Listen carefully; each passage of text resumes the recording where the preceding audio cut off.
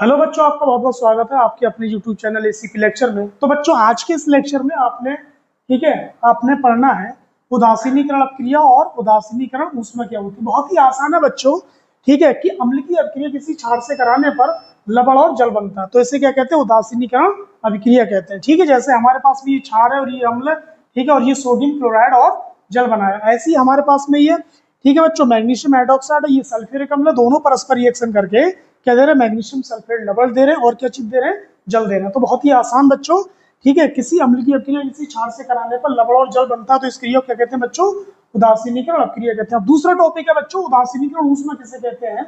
तो बच्चों देखिए, 1 ग्राम तुल्यांक अम्ल लें और 1 ग्राम तुल्यांक क्षार लें, परस्पर क्रिया करते हैं, तो उसमें जो ऊष्मा मुक्त होती है उसी ऊष्मा को क्या कहते हैं? उदासीनीकरण ऊष्मा हम लोग कहते हैं। ये इसको आप इस तरीके से लिख सकते हैं कि उदासीनीकरण अपक्रिया में जो उदासीनीकरण अपक्रिया हो रही थी उसमें जितनी ऊष्मा मुक्त हो रही थी उसी ऊष्मा को हम लोग बोलेंगे उदासीनीकरण ऊष्मा। बच्चों ध्यान रखने योग्य बात यह है कि अगर प्रबल अम्ल प्रबल क्षार, ठीक है, परस्पर रिएक्शन करते हैं तो उत्सर्जित ऊष्मा का मान बच्चों, ठीक है, कितना होता है? -13.7 किलो कैलोरी होता है बच्चों। ठीक है, अगर प्रबल अम्ल प्रबल क्षार होगा तो उदासीनीकरण ऊष्मा का मान -13.7 किलो कैलोरी होगा। और यदि बच्चों, ठीक है, अम्ल और क्षार में से कोई, दोनों में से कोई एक दुर्बल होता है या दोनों दुर्बल होते हैं तो उत्सर्जित ऊष्मा का मान इससे कम होता है। तो आज के लिए बस इतना ही काफी। धन्यवाद।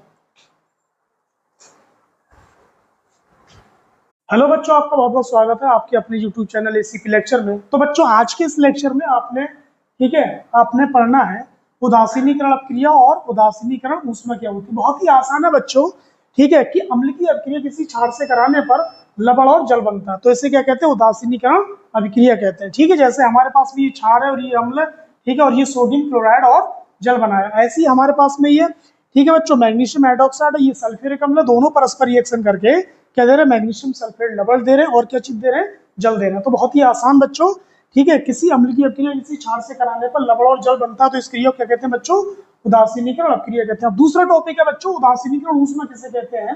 तो बच्चों देखिए, 1 ग्राम तुल्यांक अम्ल लें और 1 ग्राम तुल्यांक क्षार लें, परस्पर क्रिया करते हैं, तो उसमें जो ऊष्मा मुक्त होती है उसी ऊष्मा को क्या कहते हैं? उदासीनीकरण ऊष्मा हम लोग कहते हैं। ये इसको आप इस तरीके से लिख सकते हैं कि उदासीनीकरण अपक्रिया में जो उदासीनीकरण अपक्रिया हो रही थी उसमें जितनी ऊष्मा मुक्त हो रही थी उसी ऊष्मा को हम लोग बोलेंगे उदासीनीकरण ऊष्मा। बच्चों ध्यान रखने योग्य बात यह है कि अगर प्रबल अम्ल प्रबल क्षार, ठीक है, परस्पर रिएक्शन करते हैं तो उत्सर्जित ऊष्मा का मान बच्चों, ठीक है, कितना होता है? -13.7 किलो कैलोरी होता है बच्चों।